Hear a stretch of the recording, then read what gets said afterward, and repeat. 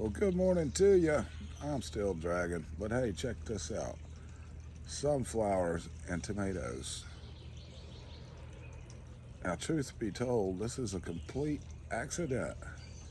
In fact, I was walking around bragging on my zinnias at first till a garden guru was over here and said, I think those are sunflowers. Then Chef Beth said, I think those are sunflowers. And yes, they're sunflowers. They're not zinnias. Though in our group, it's a running joke. I can grow the best zinnias. I mean, look how tall those zinnias are. So I looked it up, and actually, lots of people grow sunflower with tomato. It gives them nice shade. But what's happened here, those sunflowers came in with the compost I placed last year, which I'm not sure how they got in there. We did have some heads drying out on top of the compost, but we didn't shake any out on purpose. So I suppose birds flipped them in. I did shake out zinnia on purpose, which is why I thought they were zinnias. Obviously, they're not zinnias.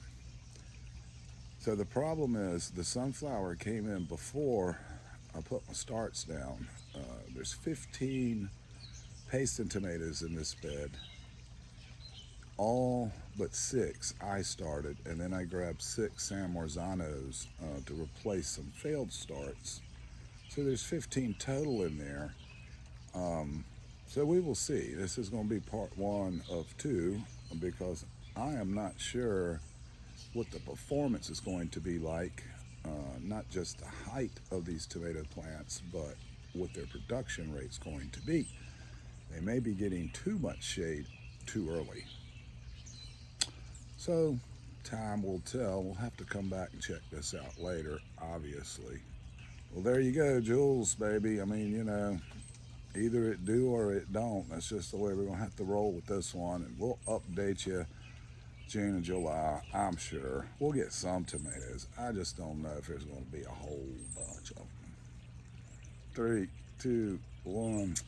Peace, y'all. Yes, I need to shave. I know this. My wife has let me know this several times this week.